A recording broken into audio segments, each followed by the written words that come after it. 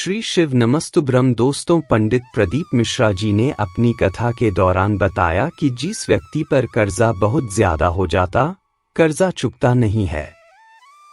आपने सारे प्रयास कर लिए होते हैं, सारे तंत्र मंत्र अपनाकर देख लिया होता, फिर भी आपका कर्जा कम नहीं हो रहा होता, बल्कि कम होने के बजाय लगातार बढ़ता जा रहा होता।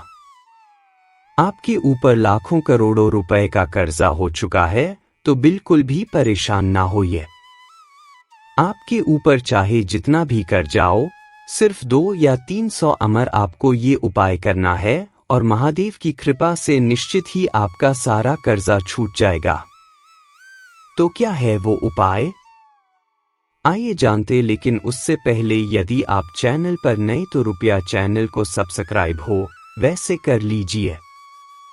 अब हम जानते हैं कि ये उपाय कैसे करना। कर्जा मुक्ति के लिए उपाय हो या मानसिक तनाव में कोई व्यक्ति हो, तो उसके लिए सबसे अच्छा उपाय वटकेश्वर महादेव के नाम का। अब वटकेश्वर महादेव कौन हैं और आपको उपाय कैसे करना है, चलिए जानते हैं। सबसे पहले आपको अपने घर पर थोड़े से चावल यानी राइस लेना, उसे अच्छे से बारीक महीन पीस लेना है, क्योंकि चावल बहुत कठोर होता है, जिस वजह से वो आसानी से पिसता नहीं। तो यदि ऐसे पीसने में आपको समस्या हो रही है, तो आप चावल को कटोरी में भरकर 1-2 घंटे क्लियर रख दे, जिससे चावल बिल्कुल मुलायम हो जाएगा और आप आसानी से उसे पीस लेंगे।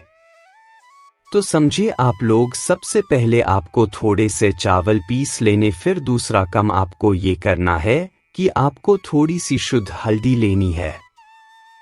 अगर खड़ी हल्दी आपके घर पर है तो थोड़ी सी खड़ी हल्दी पीस लेनी है, या खड़ी हल्दी नहीं है तो फिर पीसी हल्दी का पाव जाता है। बाजार में आपको मिल जाएगा 5 रुपए वाला पैकेट या 10 रुपए वाला पैकेट, जो भी जीतने का मिले वो आपको खरीद लेना दो। 4 चुटकी पीसी हल्दी लेनी है आपको। अगर आपके घर में किचन में खाने के लिए हल्दी इस्तेमाल हो रही है, तो उसका प्रयोग बिल्कुल मत करिएगा। बाजार से नई पैकेट खरीदना है आपको, या फिर थोड़ी सी घर पर पीस लेना, क्योंकि हमें शुद्ध हल्दी का ही इस्तेमाल करना होता। अब ये 2 काम हमने कर लिए। पहला काम, हमने थोड़े से चावल पीस लिए और दूसरा थोड़ी सी हल्दी पीस ली।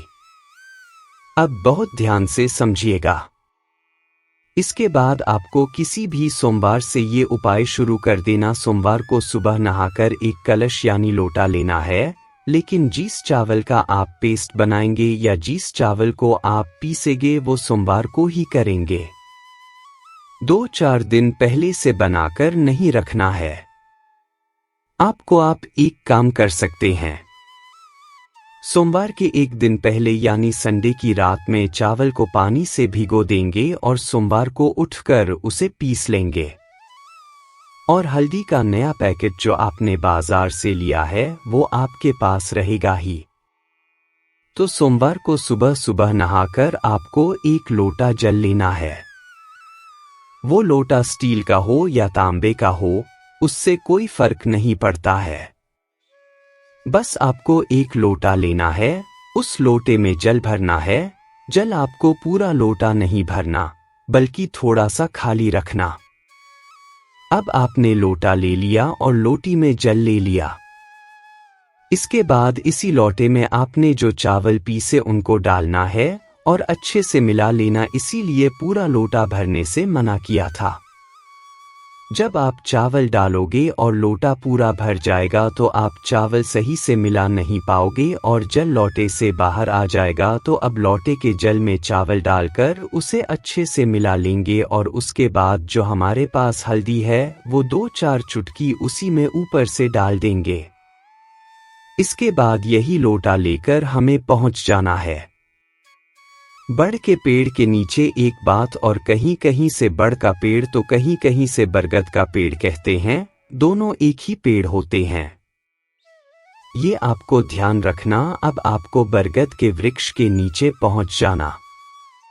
बरगद के पेड़ के नीचे उसकी जड़ों के पास ये एक लोटा जल, चावल और हल्दी मिला हुआ आपको छोड़ देना या चढ़ा देना है, या समर्पित कर देना। जड़ यानी रूट्स, यहाँ आपको जल चढ़ा देना कहीं और मत चढ़ाइएगा, सिर्फ जड़ वाला स्थान में चढ़ाना है और आप किसी दिशा में बैठकर ये उपाय कर सकते हैं। अब जो जल आप चढ़ा रहे हैं वो चढ़ाते समय आपको वटकेश्वर महादेव का स्मरण करना याद रखिएगा।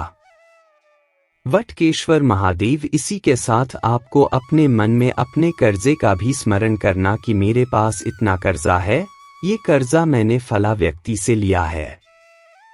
ये मन ही मन बोलते हुए उस जल को चढ़ाना सुनिए। मैं आपको एक बार करके दिखा देता हूं कि आप क्या बोलेंगे।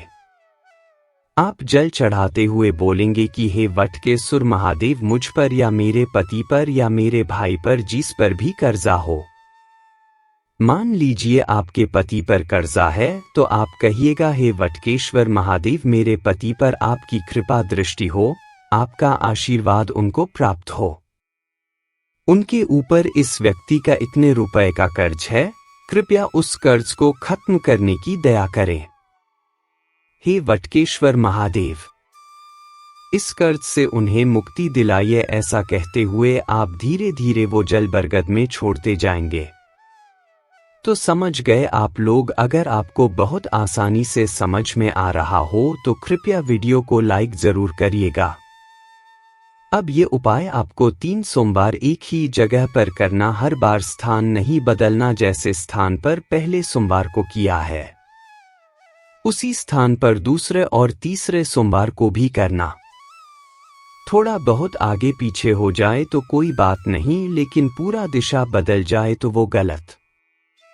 अब 3 सोमवार ऐसे ही जल चढ़ाने के बाद तीसरे सोमवार जब आप जल चढ़ाने जाएंगे और जब आप जल चढ़ा लेंगे तो उसी बरगद या बड़ के पेड़ की जड़, यहाँ एक बात का विशेष ध्यान रखिएगा, जो जमीन वाली जड़ होती है उसकी बात हो रही। जो जमीन वाली जड़ है उस जड़ को आपको अपने साथ लाने, और जो बरगद के पेड़ से लटकने वाली जड़ होती है वो नहीं, बल्कि जो जमीन वाली जड़ है वो आपको अपने साथ लाने, थोड़ी सी वो आप अपने साथ ले आएंगे।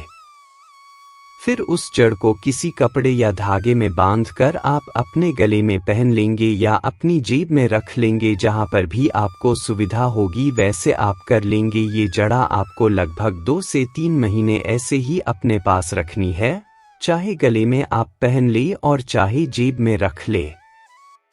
इसके बाद पंडित प्रदीप मिश्रा जी ने कहा कि जैसे बरगद के पेड़ का विस्तार होता है, चाहे बारिश हो या ना हो, चाहे धूप निकले या ना निकले, चाहे ठंड पड़े या ना पड़े, लेकिन बरगद के पेड़ की जड़ हमेशा बढ़ती रहती है, वो हमेशा फैलती रहती।